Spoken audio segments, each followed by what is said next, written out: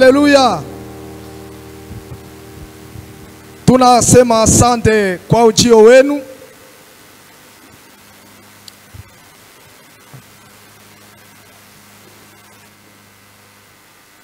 Tunasema asante kwa ujio wenu wapendwa. Nous vous accueillons dans le nom de Jésus.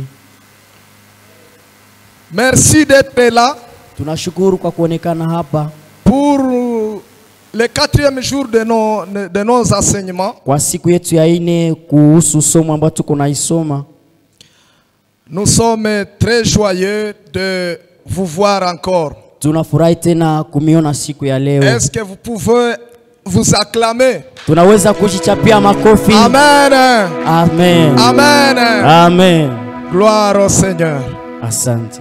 Je suis très joyeux Tunafurahi tena sana de vous voir encore le 4e jour. kuwaona siku hii ya 4 mkifika. Vous savez, quand je préparais ce message, Ndio mnawaza wakati nilipoikaa kwa kuchambua somo hili, il y a un constat que j'ai fait. kuna kitu kimoja ambacho niliweza kuona. Bien aimé, ça m'a fort touché. Ndugu mpendwa, bilinigusa sana. Je crois dans les jours à venir, Kumashiku ile ya kukuya kumbele, je vais en parler. ndaisemezea. Quel est ce constat? Bitu bile ni bitu gani? Bien aimé, ceux qui sont entrés à Canaan, Mpendwa, kubale ambao balingia Kanaan, ce sont les gens qu'on ne croyait pas. ni bale batu ambao tulikuwa na wazia. Ce sont les gens qui étaient négligés. Ni batu benye balikuwa na zarau tu. Mais ils ont tenu jusqu'au bout. Lakini walifika kumwisho wa safari yao. Ces gens-là n'avaient même pas de nom. Watu wale hawakukuwa hata na. C'était les gens qui étaient vraiment dans un rang Ni batu benye méprisé. balikuwa na kwa batu bakuzarau tu. C'est pourquoi ta présence à ce lieu, Ndio maana kufika kwako hapa magharibi quand leo, vous suivez ces enseignements, wakati mnapofuata hizi somo, bien-aimé, sache que tu es béni. mkubwa tambua kwamba utabarikiwa. Parce que la marche, Maana kutembea c'est individuel. ni kila mtu tu, ni kutambua tu, wewe moyo unaangalia tu kisha kutembea. Amen. Amen. Ni ya kila mmoja. Ni ya kila mmoja. Amen. Hallelujah. Amen. Alors notre thème Somo yetu ya siku ya leo dit ceci: inasema hivi: marcher sans retourner derrière. Tembea bila kuangalia kumkongo ama Donc kurudi une nyuma. marche décisive. Unachukua determiner Une mwendo wako. marche qui vous permettra d'arriver au bout. Safari ambayo itaweza kukufikisha Sans kumwisho toutefois vous inquiéter. bila hata kufadhaika kidogo. Parce que même les joueurs, Maana wajuere wacheza kabumbu, quand on vous dit que un joueur tel que Messi wakati wanapoangalia mjuere Musuja a fait une passe décisive, aliweza kupatia ndugu yake, cela veut dire que c'est une passe qui arrive au bout, aliweza kumupase pasi ambayo itamsaidia na qui kuweza arrive kufaulu à la destination. na kuweza kufika kumwisho kwa C'est kufaulu. pourquoi ce thème Ndio maana somo hii est très important dans notre ni vie. ya maana katika Parce maisha que nous yetu. tous, Maana shie bote nous marchons vers chez nous. tunatembea, tunaenda kwetu. Alors marcher sans retourner derrière. Kutembea bila kuangalia nyuma. Hier, je vous ai parlé de sous-thème. Jana tuliweza kuongelea Je vais shina tu revoir ya un somo. tout petit peu pour ceux-là qui n'étaient pas là. Amen. Nous avons parlé que nous devons marcher. Tuliweza Ne kusoma marchez pas par la vie, ya kwamba tutaweza kutembea, tusitembee tu mais kwa marchez maisha, par la foi. lakini tutembee kwa imani. Donc notre voyage, Safari yetu, notre marche, kutembea kwetu, nous devons marcher tunaweza kutembea, non pas par la vie, tusitembee tu kwa maisha tu, mais par la foi. lakini tutembee Et nous kwa avons imani. vu qu'il y a des situations. Amen. Il y a des situations Kuko mashida fulani fulani qui nous amènent à désespérer. zile zinaweza kutuleta kwa kukata kitumaini. Nous avons pris l'exemple du muraille de Jéricho, mfano ya mtu mmoja wa Yeriko, qui était barricadé aux enfants d'Israël. mtu mwenyewe alikuwa make sijue namna gani kwa watoto wa Israeli, Mais par la foi, lakini kwa imani ils ont pu écrouler la muraille. Amen. Wakaomba na mkuta Yeriko kaanguka. Amen. Amen. Alors nous avons vu beaucoup de serviteurs qui ont marché par la foi. Kwa hivi tuliona watu mingi waliomtumikia Mungu ambao walitembea Nous katika avons lu imani. dans Hébreu Tulisoma katika Waebrania, où il y a les héros de la foi bien-aimés. ndio mko watu wale walitembea katika Les imani, gens qui ont marché avec Dieu. wale ambao walitembea na Mungu Et ils ont fait des exploits. na walifanya vitu vya mkubwa Il sana, leur est renommé. walipata majina, Même aujourd'hui, nous parlons de leur nom.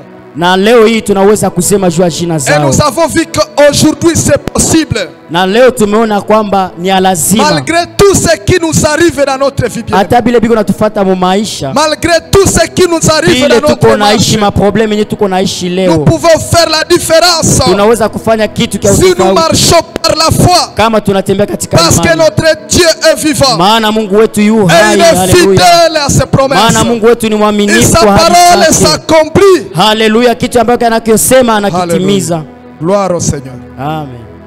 Alors aujourd'hui, Ndio leo notre sous-thème, shina yetu ya siku ya leo nous allons développer sous-thème. tutaweza kuchambua shina Que fupi tu. faut-il faire Unaweza kufanya nini lorsque la marche devient difficile? wakati safari inakuwa ya nguvu? Que faut-il faire Unaweza kufanya nini lorsque la marche devient impossible? wakati kutembea kwako vyema binashindikana?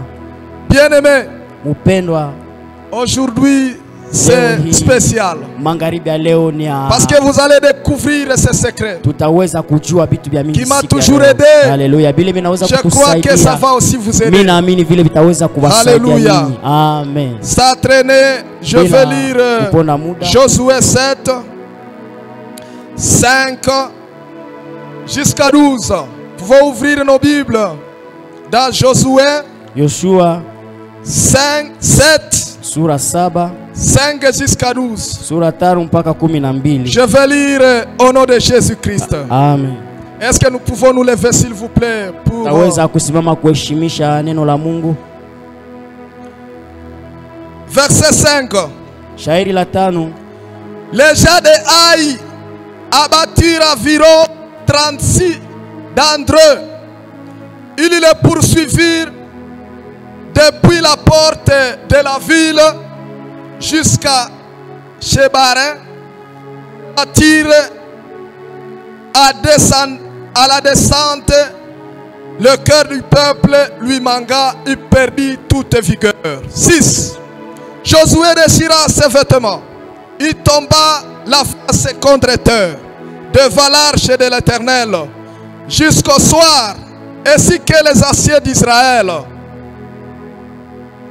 Ils se jetèrent de la poussière sur la tête. 7.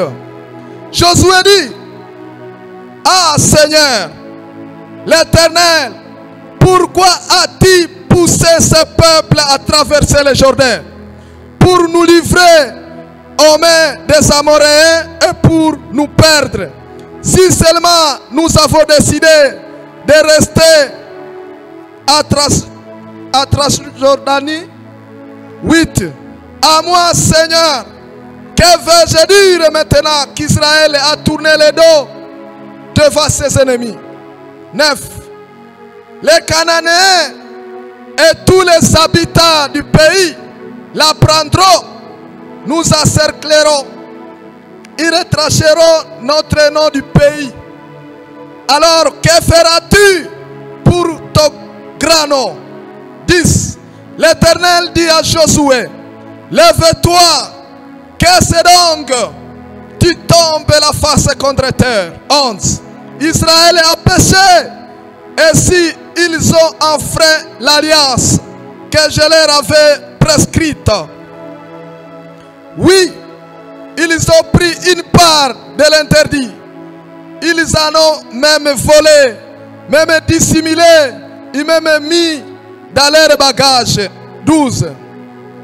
Les Israélites ne pourront pas tenir devant leurs ennemis. Ils tourneront le dos devant leurs ennemis, car ils sont eux-mêmes devenus interdits. Je ne continuerai pas à être avec vous si vous ne détruisez l'interdit du milieu de vous Amen. Amen. Est-ce que nous pouvons acclamer? Que Nous tunaweza pouvons acclamer le kushangilia Seigneur. neno la Mungu. Acclamer la parole de Dieu, Chapa makofi kwa ajili ya utukufu wa Bwana. Alléluia. Amen. Merci Jésus. Amen. Gloire au Seigneur. Amen. Bien-aimé, Mupendwa, aujourd'hui je vous ai dit que c'est exceptionnel. leo nilibambia kwamba vraiment ni bitu bya mzuri bya kabaila Parce que maana ce que nous voyons souvent, bile betuko naona mu maisha ya leo c'est lorsque les gens ni wakati dans leur marche, mukutembea kwabo ils sont butés à des problèmes terribles. wanapita mushida yenye iko nguvu Et sana. beaucoup, Oh, shida nguvu nous kabisa. trouvons les autres se suicider. Amen. Nous trouvons les autres qui se suicident. Tunapata batu benye bananza désespérer. Banajiua. Banajimu. Amen. Je vous dis que Mina wambia kwamba c'est terrible, bien-aimé. ni matata kabisa mshika. Moi-même, j'étais passé un jour dans une situation terrible. Ndio na mimi nilikuwa mtumishi siku Où vous moja désespérez. yenye unaweza kukata Vous hatua. manquez. Unakata kitumaini. Que deviendra demain? Nini ndakuya kesho? Parce que la situation Maana hali hii se fait voir difficile et impossible. binaonekana bya nguvu na benya beziwezekana. Mais la parole de Dieu Lakini neno la Mungu nous donne la réponse à ces problèmes. inaweza kutupatia solution. Parce que nous sommes les plus heureux, bien-aimés. Maana tuko batu ya maana. Ceux qui nous ont précédés, kubale benye bali tutangulia ils sont aussi passés par des problèmes terribles. balipita mubitu benye biko très compliqué. D'ailleurs, moi, j'ai parcouru la Bible, bien-aimé. Hata na mimi katika shida hizi niliweza kupitia katika J'ai Biblia. trouvé que tous les problèmes que nous avons ici sur cette terre, Niliona shida zetu tuko nazo hapa duniani ils ont des solutions à travers la parole de Dieu. zinaweza kupata majibu kupitia neno la Mungu. Amen. Amen. Est-ce que vous m'écoutez, bien-aimé? Mbona nifata kabisa? Vous m'écoutez? Mungu nafuata mwalimu. Oui, répondez. Oui. Je vous dis que tous les problèmes que nous avons, Nabambia shida zote zenye tuko nazo leo la solution se trouve dans la parole de Dieu. katika neno la Mungu. Amen. Malheureusement, ce que nous voyons aujourd'hui, Sasa kubile betu tuko naona leo les gens ne lisent pas la Bible. batu abasome neno la Mungu. Et c'est pourquoi devant la situation Wanaweza kupata apapate masolution mashida difficile, la Mungu inakuwa nguvu sana. ils ne parviennent pas à tenir et aller jusqu'au bout. Abafike na kuweza kupata majibu ya maprobleme ya. Mais je vous dis, Lakini mimi nabambia Josué que nous venons de lire, Yoshua huyu ambaye tumetoka kusoma hapa, le Seigneur lui a donné une recommandation. Mungu alimuonesha kitu moja. Il a dit ceci, Alimwambia hivi, Josué, Yoshua, c'est toi qui vas diriger le peuple wewe d'Israël utaongoza batoto ba Israeli jusqu'à Canaan. mpaka Kanani. Parce que Moïse, Maana Moize, Musa il n'entrera pas. hata ingia kule.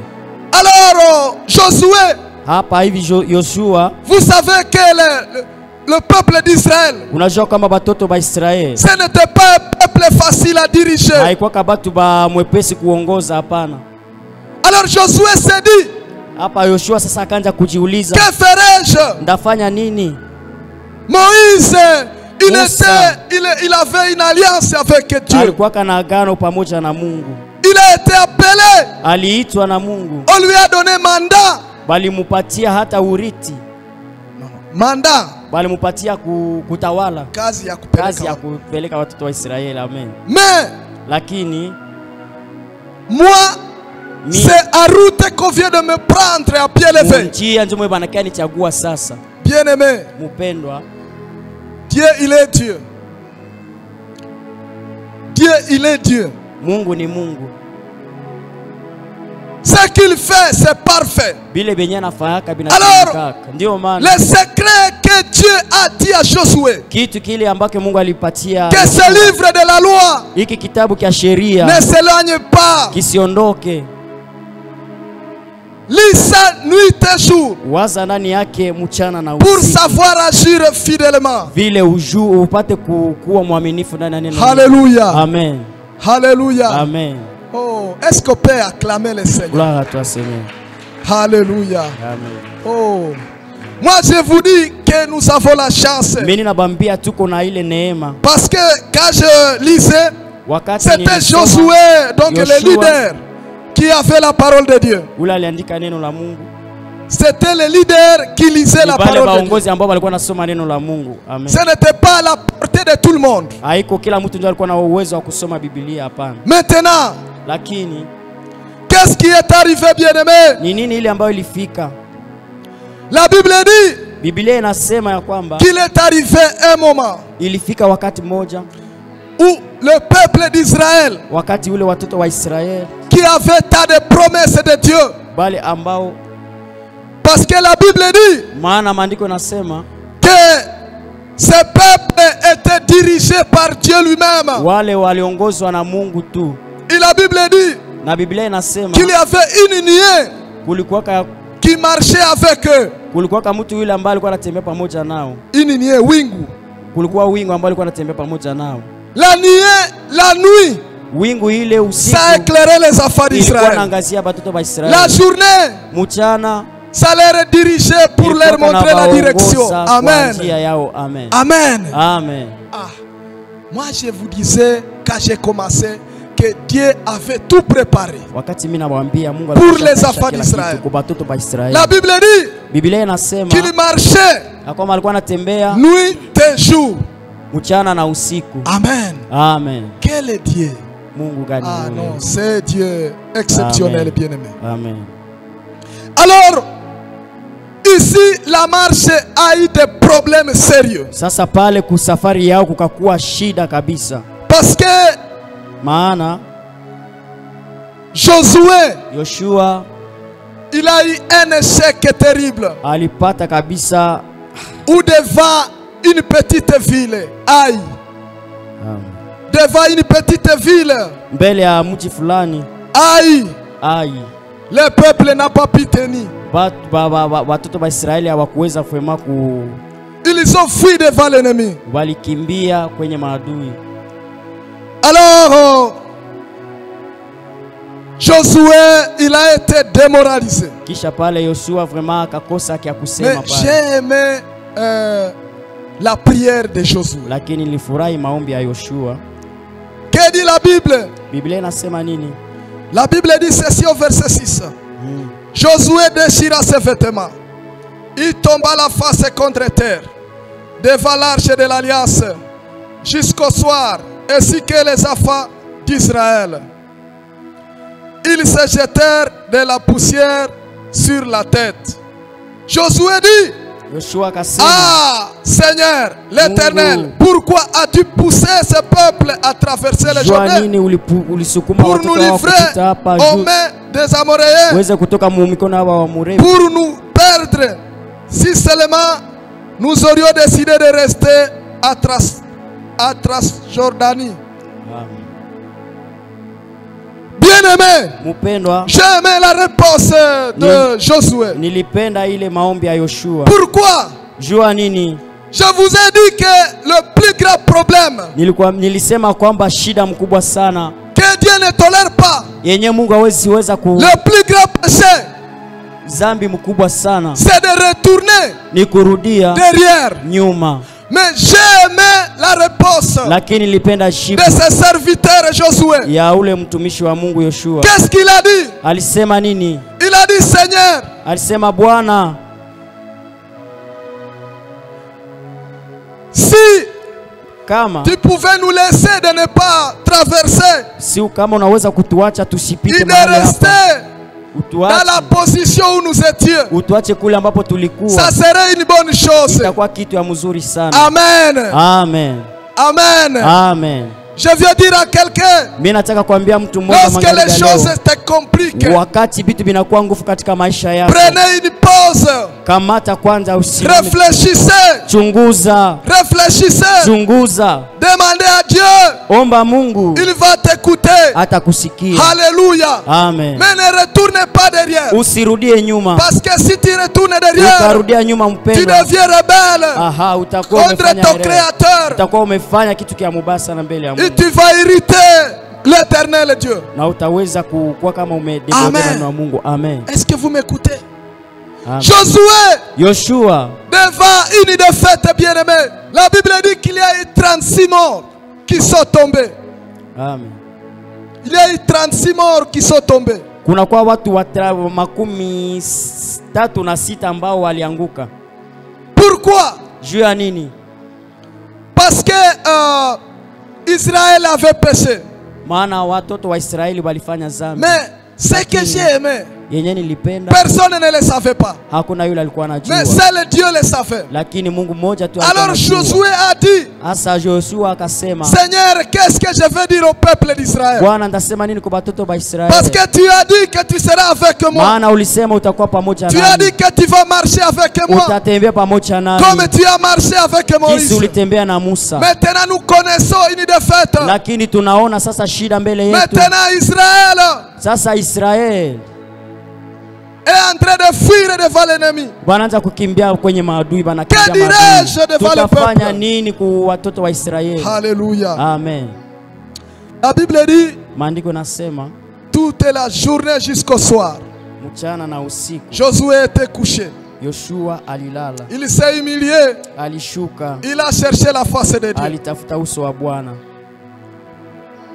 Bien-aimé, je voudrais te dire, Mpendwa, mimi nataka nikwambie, toutes les fois que la marche sera difficile, kila wakati unapoona vitu vinakuwa nguvu katika maisha yako, pose-toi la question, ujiulize swali moja: qui m'a envoyé?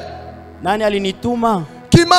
Qui m'a donné l'autorisation de Nani marcher aliniruhusu sur cette kutembea route? kwa hii njia? Oui, Oui. parce qu'il y a des gens, Maana kuna watu ils s'engagent dans une histoire. wanajitupa tu muma historia. Et lorsque cette histoire aura le problème de retomber, Wakati ile historia inapopatwa na shida, maintenant il va commencer à dire à Dieu. lakini banaanza ambia sasa Mungu.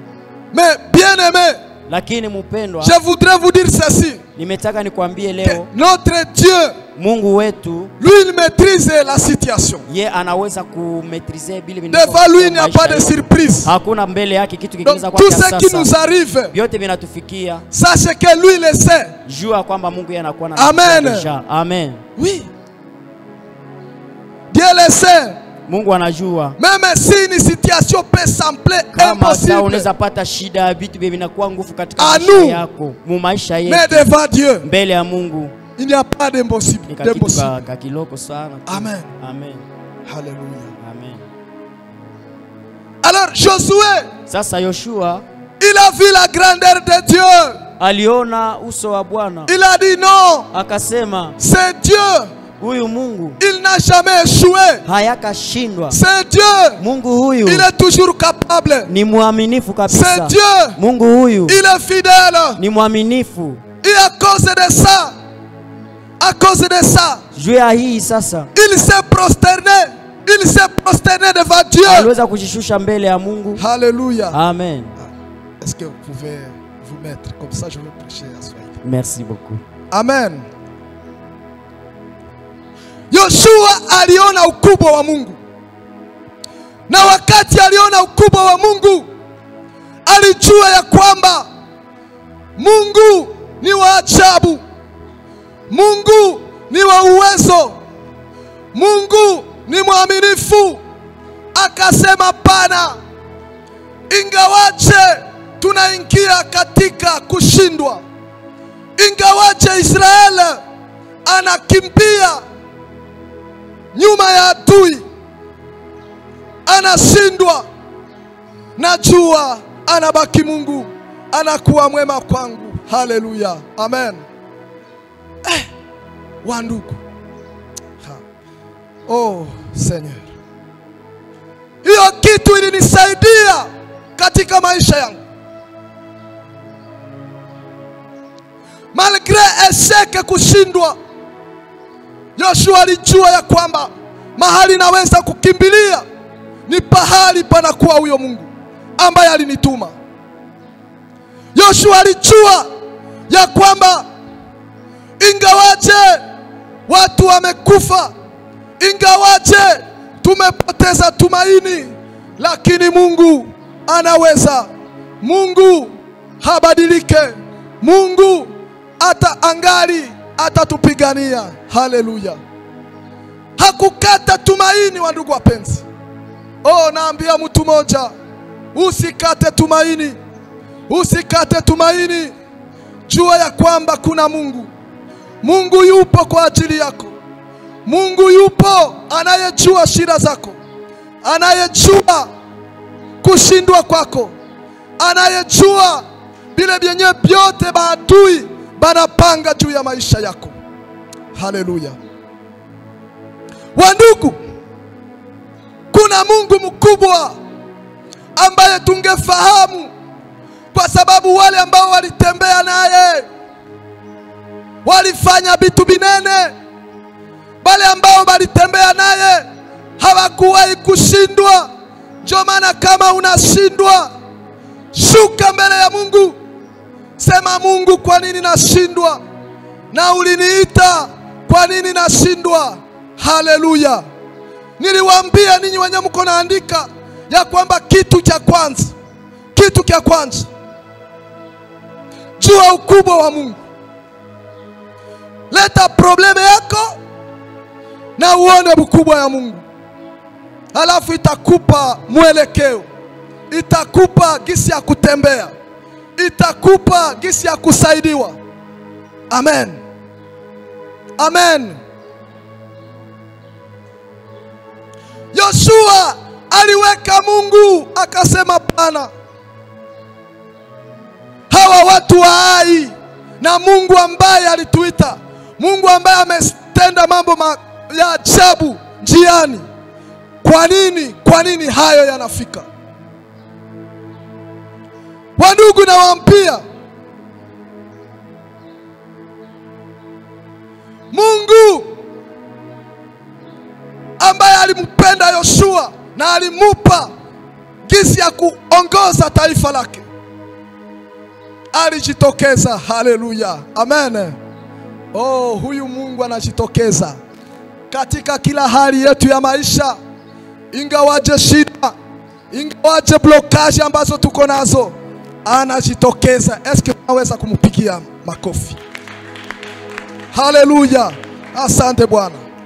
Munajua hapa duniani kuna marafiki. Wakati mtu uko na shida, wote wanakukimbia, wote wanakuacha. Lakini huyo Yesu ni rafiki mwema, wa ndugu wapenzi.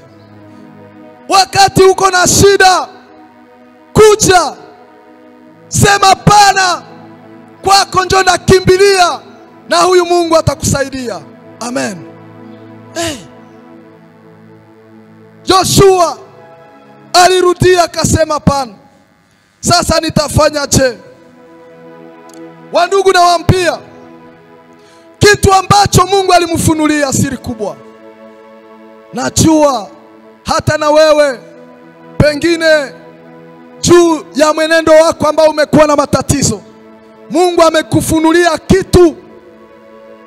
Mungu amekufunulia kitu ambacho kinaacha mambo haiende. Lakini mwanadamu anakuwa na roho mgumu. Wakati roho wa Mungu anakuzungumzia, unaleta ubishi, haupendi kusikia. Lakini nafurahia kitu, neno ambalo Mungu aliambia Yoshua. Mungu alimwambia hivi, Yoshua, kuna mtu ambaye amechukua vitu ambavyo havistahili katikati yenu. Munajua wakati wana wa Israeli walipiga Yeriko, Mungu alisema msichukue utajiri wa Yeriko. Yote ilikuwa interdit, lakini kumbe kulikuwa mtu mmoja ambaye alichukua, na hiyo ilileta madhara katika taifa la Israeli. Wandugu wapenzi, na waambia, kila mara unapobeba vitu ambavyo vimekatazwa na Mungu, hautaweza enda mbele. Lakini Mungu aliambia Yoshua, akasema, Yoshua, kitu ambacho ninakuomba, muondoe hiyo vitu ambavyo vilikataziwa katikati yenu. Amen. Kuna vitu ambavyo Mungu amekataza. Mungu amekataza vitu kadhaa: uongo, uasherati, kuzini, zambi, sijui niseme nini. Mumejua Mungu amekataa hivyo vitu. Wandugu wapenzi, kama unashikamana na hivyo vitu, safari yako itakuwa na problem. Lakini Mungu aliambia Yoshua, kitu ninachokuomba, uelimine interdit katikati yako. Amen. Na ile ndio yenye imeshinda watu wengi. Wakati wanapoambiwa watoshe vile vitu ambavyo vilikatazwa katika maisha yao, wanavizingatia, na hiyo inaleta problem. Wandugu wapenzi, ndio maana hamupatane na Mungu na kuna kuwa problem kwa safari yenu. Lakini solution hii, wandugu wapenzi, purke kwa safari yako kusiwe kitu ambacho kinashindikana, tosha vitu vile ambavyo Mungu amekataza. Amen. Tosha vile vitu vyote ambavyo Mungu amekataza. Yani Mungu anasema yeye ni mtakatifu, anatuita tutembee katika utakatifu. Haleluya.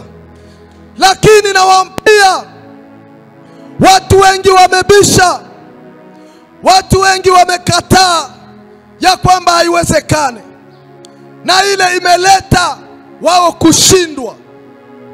Na kuambia, kama unakataa kuangamiza hivyo vitu, kama unakataa kuangamiza ile vitu ambavyo vimekatazwa, hautaweza kupiga vita.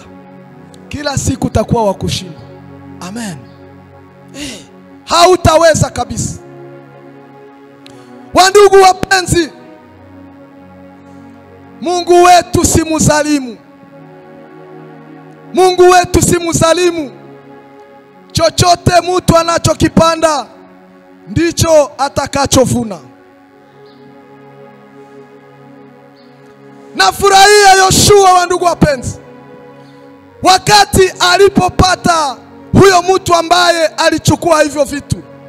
Biblia inasema alimuangamiza yeye na jamaa lake lote na vitu vyake vyote.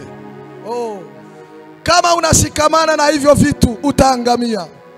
Ukishikamana na hivyo vitu, hautaenda mbali, hukumu inakungojea.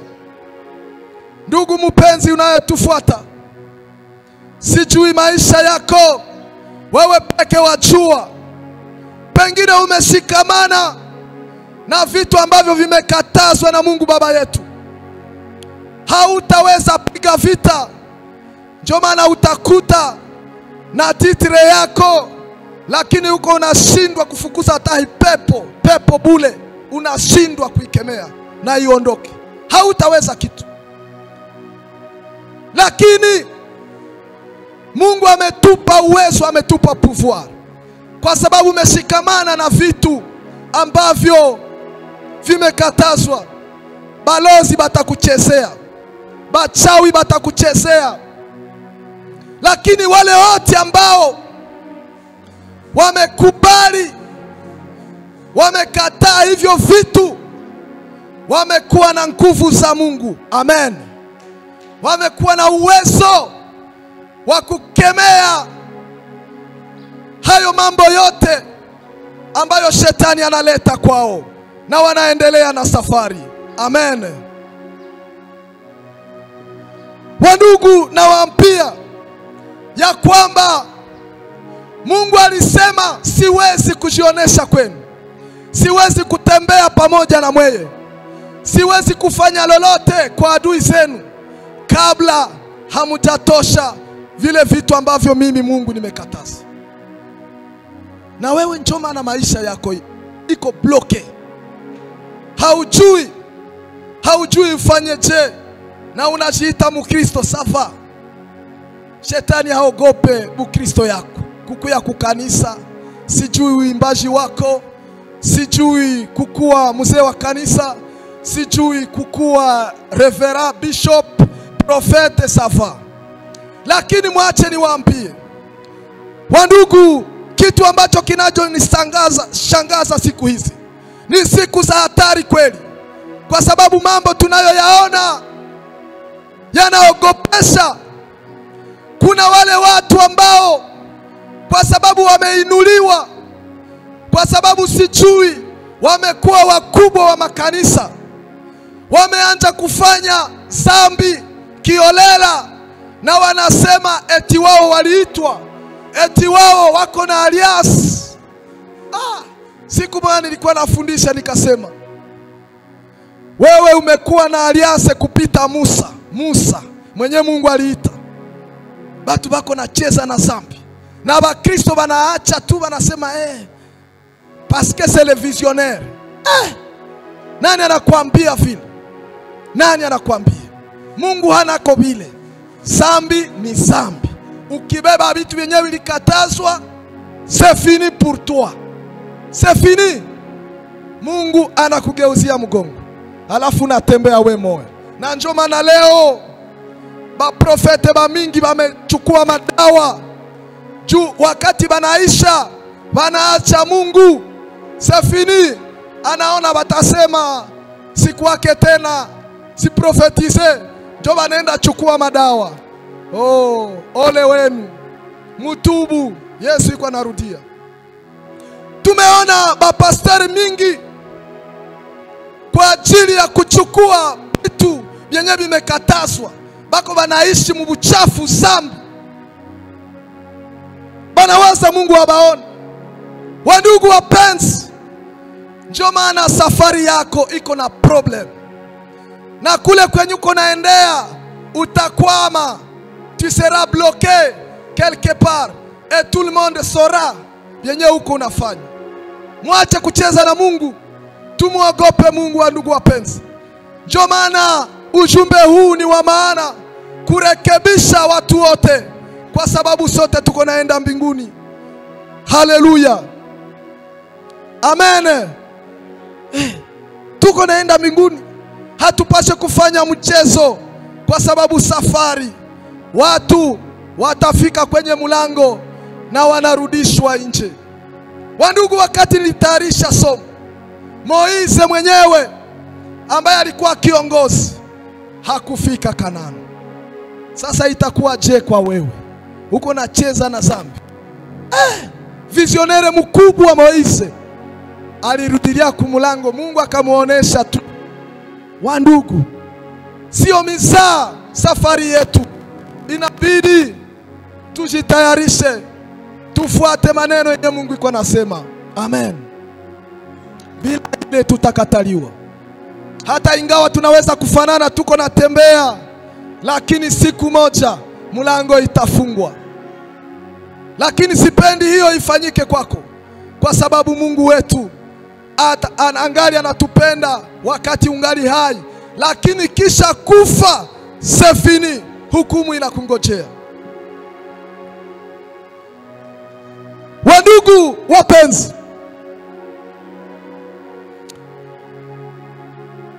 niliona mtu wa pili ambaye safari ilikuwa kugumu, lakini huyu mtu sio kusema alitenda dhambi. Hapana, sio kusema alitenda lolote. Ni mtu ambaye alimuogopa Mungu. Wandugu wapenzi, ni Yobu. Kama unasoma Yobu sura ya kwanza shairi ya 12 fika 22. Job premier chapitre 20 jusqu'à 22. Mutasoma hata nyumbani. Biblia inasema hivi: Yobu alifikiwa na magumu. Wandugu wapenzi, na alishangala magumu ilitokea wapi. Ilikuya puf. Akajiuliza, nasema ce n'est pas possible, qu'est-ce qui arrive? Watoto wanakufa, mambo yake yote inaharibika, ufugo wake unaenda. Wandugu, akasema akachunguza maisha yake, akasema mimi hakuna nafasi kwenye nilimkosea Mungu. Ndio maana niliwaambia wandugu, tunapaswa tujue jinsi tunavyotembea. Kwa sababu kama unajua jinsi unavyotembea na Mungu, hautakuwa na mashaka katika mwenendo wako. Amen. Hautakuwa na mashaka. Ndio maana wale watu benye bako naishi tu habajue kama bako naenda wapi. Wale bako expose. Ni mateka ya shetani. Saa shetani atakubeba. Na wengine wanaanza kusema hatujua hata kama tutafika kayo. C'est fini. Deja la uko mu faiblesse, utakuwa mateka ya shetani. Lakini nawaambia wandugu wapenzi, Mungu ameweka njia wazi ya sisi kuingia mbinguni. Ni kuamini tu. Biblia inasema anayeamini mwana ana uzima wa milele. Haleluya. Anayeamini mwana ana uzima wa milele. Sasa kwa nini unasema umeamini haujue kama uko naenda wapi? Mkristo wa vile unaweza hata kujiacha. Sio hakuna kwenye uko naenda. Moi je vous dis clairement, kuna choka bure. Hakuna imani. Ndio vile watu walikuwa wanaenda twende. Sasa nafika bako wanataka ingia, turudie. Ndio vile. Lakini Mungu hapendezwi na watu. Na sipendi ile kufikia. Wandugu, tunapaswa jua kule tuko naenda. Juu safari yetu ingawaje vitisho, lakini kuna kuwa yule ambaye ametugarantiri na anasema siwezi kuwaacha. Ndio maana wa Paulo walitembea na ujasiri, wa Petro walitembea na ujasiri, wa Daniele walitembea na ujasiri. Walijua ya kwamba huyu Mungu amegarantiri avenire yote. Haleluya. Eske tunaweza kumshangilia wandugu wapenzi? Haleluya. Asante Bwana. Avenire yetu iko garanti. Ndio maana Job alipofikiwa na mambo kama haya, watu walikuja wengi wa kumshawishi. Watu walikuja wengi wa kusema maneno, lakini haikumfanya kitu. Nawaambia ya kwamba watu wanaweza kusema maneno, lakini anayekuwa na neno la mwisho ni Mungu. Haleluya. Anayekuwa na neno la mwisho kwa maisha yetu ni Mungu peke yake.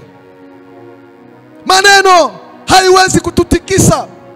Maneno haiwezi kutudekuraje au kuturudisha nyuma. Sisi tutaendelea mbele kwa sababu Mungu wetu anaishi. Haleluya. Wandugu, Biblia inasema hivi, kama utasoma verse ya 21, Yobu akasema, ni je suis sorti du sein de ma mère et ni j'y rentrerai. L'Éternel a donné et l'Éternel a ôté.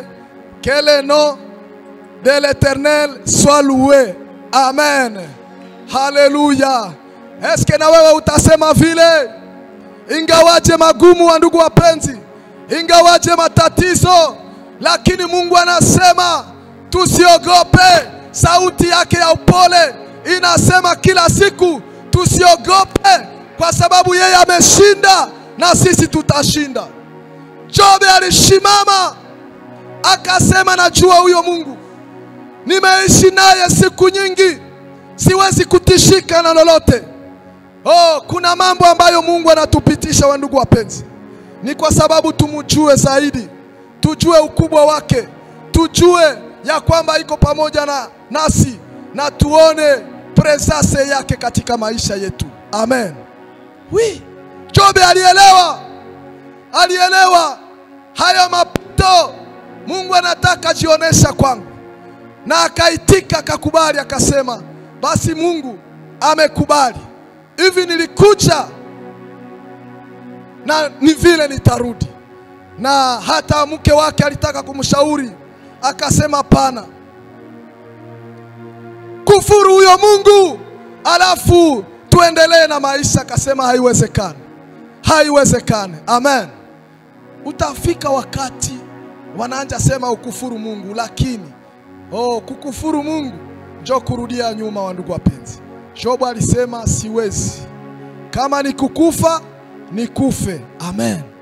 Ndio vile ba Kristo wanatembeaka, kama nikufa nikufe, najua ile siku nitafanya nini, nitafufuka kwa uzima wa milele, kwa sababu tumejua ya kwamba maisha ya hapa duniani ni ya siku chache, lakini kule kwenye tuko naenda ndio kuko vitu ya milele, vitu ya milele. Amen. Yani macho yetu ni juu, macho yetu ni juu, haiko hapa duniani. Tumejua ya kwamba hapa tuna muda mchache. Wa ndugu wapenzi, Job alinisaidia sana wa ndugu wapenzi, kwa sababu alijua, Ala, nitamalizia kwa Yesu Kristo ambaye yeye mwenyewe alitembea katika dunia ya tabu. Biblia inasema ya kwamba safari yake hapa duniani haikukuwa safari rahisi wa ndugu wapenzi, kwa sababu alikubali kuchukua dhambi za ulimwengu.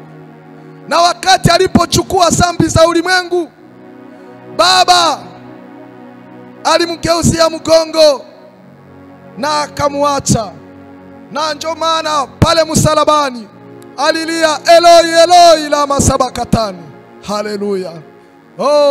Nakwambia kila mara wakati safari inakuwa na matatizo, inakuwa nzito, Yesu alituonesha kitu ya kufanya. Baba yetu iko mbinguni, ambaye anatujali, ambaye anajua kila kitu, tumulilia atatusaidia, kwa sababu iko tayari. Sijui umeamini, sijui una matatizo, haiko kusema njoo mwisho, kwa sababu wanaweza kukusema, wanaweza kusema ulikosea Mungu. Lakini kama mwenendo wako unajua sa vile Job, usirudi nyuma, endelea mbele, kwa sababu Mungu anaishi, atakusaidia na utavuka ile shida. Biblia inasema wakati Yesu alishuka akasema, Baba unisaidie, kwa nini unaniacha?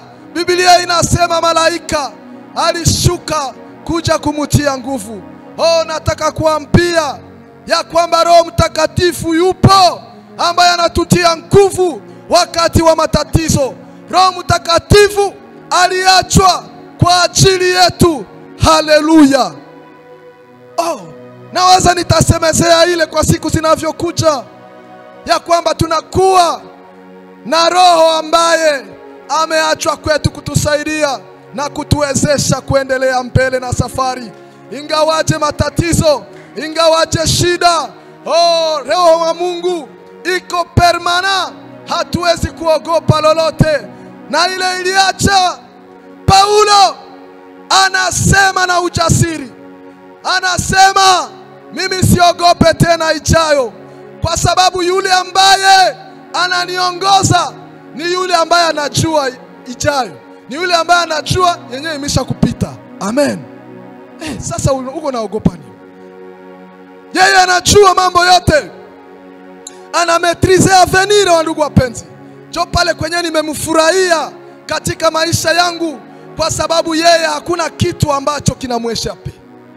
Na wewe ingekusaidia magharibi ya leo, ungejua ya kwamba Mungu hakuna kenye kinamweshape, hakuna kenye kitakufikia kama yeye hakuruhusu. Amen. Watu waseme, we shikamana na huyu Mungu. Sema mimi najua ya kwamba atanisaidia, ya kwamba ataniwezesha, nitavuka na hiyo nayo itapita. Amen. Wandugu, kwa kumaliza, Biblia inasema kwa verse ya 22, Job hakuweza kufanya dhambi. Job aliishi maisha matakatifu, na hata hiyo kipindi kapita, na Mungu akaleta vipya, na akapata tena watoto, akapata mali. Na kuambia ya kwamba yale ambayo unapitia haiko njo mwisho. Mungu ataleta paje mpya kwa sababu yeye ni Mungu. Usife moyo, endelea na safari. Yesu yupo, atakusaidia. Magharibi ya leo anaweza kukusaidia. Kubali tu, Yesu atakusaidia. Amen. Yesu yupo ndugu wapenzi. Haiko Mungu wa Jobe tu, lakini na wewe anaweza kukutia nguvu kwa sababu ni Mungu wako leo. Haleluya. Here wa Jobe wameshapita, ba Petro wameshapita. Leo ni Mungu wa Onesime. Leo ni Mungu wa Onesime. Siogope tena kwa sababu sasa leo huyo Mungu anajitapia Onesime. Haleluya. Biblia inasema Mungu si wa wafu. Mungu ni wa watu ambao wanakuwa hai. Yaani wewe ambao ungali na uhai, Mungu anakupenda na anakuona. Kitu anachokiomba ni wewe kumpendeza. Atakusaidia, atakutia nguvu maisha yako yote hadi mwisho. Amen. Glory a Yesu. Wandugu, na waomba tuinuke na tuanze kumwambia Mungu, ingawaje matatizo ya safari, ingawaje matatizo tulio nayo, Mungu ataweza kuwasaidia. Tuinuke tuombe Mungu, kwa sababu semina hii ni kuomba Mungu atusaidie. Safari yetu tufike mwisho. Safari yetu tusiishie njiani. Safari yetu tusirudi nyuma. Safari yetu tujitenge na ubaya. Bile vyote venye Mungu amekatala tuachane navyo, ili safari yetu iwe mpepelo, iwe ya urahisi. Amen. Anja kuomba Mungu. Ambia Mungu niko hapa. Ambia Mungu wewe unaweza. Uliyesaidia bakina Yobu, uliyesaidia Josue, Bwana ulisema ulimupa uongozi. Hata leo unaweza kusema nami. Haleluya. Omba na sauti. Ambia Mungu, Mungu yuko hapa, nasikia maombi yako. Mungu yuko hapa, anajua shida yako. Mungu yuko hapa, anajua maadui ambao wamekupangia vibaya. Mungu yuko hapa, anajua boga yako. Mungu yuko hapa, anakuwa na solution kwa maisha yako. Omba na sauti. Ambia Mungu, nisaidie. Pengine ni watoto wako ambao wamemkosea Mungu, wamejitenga na mapenzi ya Mungu. Ambia Mungu, nisaidie, niwezeshe, niendelee na safari. Tumeona wale wote ambao walikuwa na matatizo, uliwasaidia. Wale wote ambao walikwama, walikutumainia, Bwana ulitosha vikwazo. Tosha vikwazo katika safari yangu, katika jina la Yesu.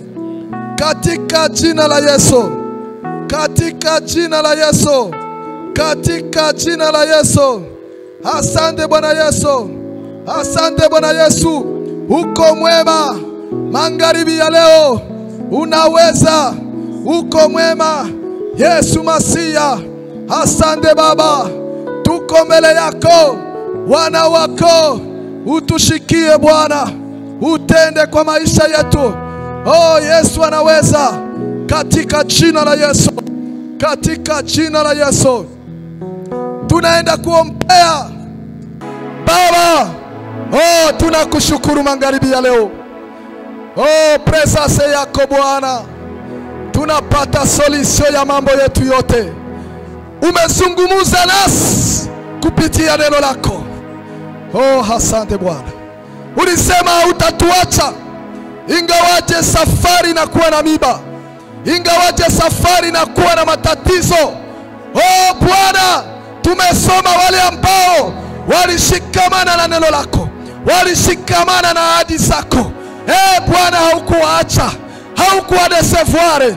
Ndio maana naombea taifa lako, watu wako wamefika hapa. Yesu Masia, unayejua shida zao, tatua shida zao. Wakumbuke Bwana, ili safari yao Bwana iwe safari ya urahisi na safari ambayo itafika kwa lengo mahali uliko ili tuishi na wewe. Asante Bwana, magharibi ya leo tumeona washujaa wakina Job, wakina Yoshua ambao walitembea na wewe.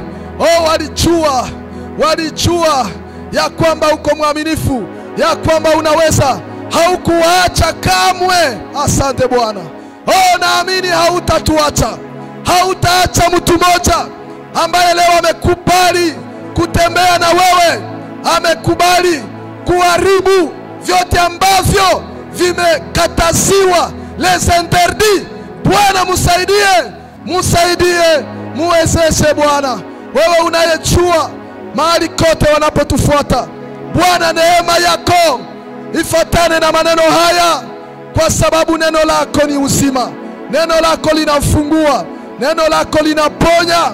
Ponya walio wagonjwa, ponya wanaosumbuka. Neema yako ikutanane nao katika jina la Yesu Kristo. Amen. Hallelujah. Merci Seigneur. Merci.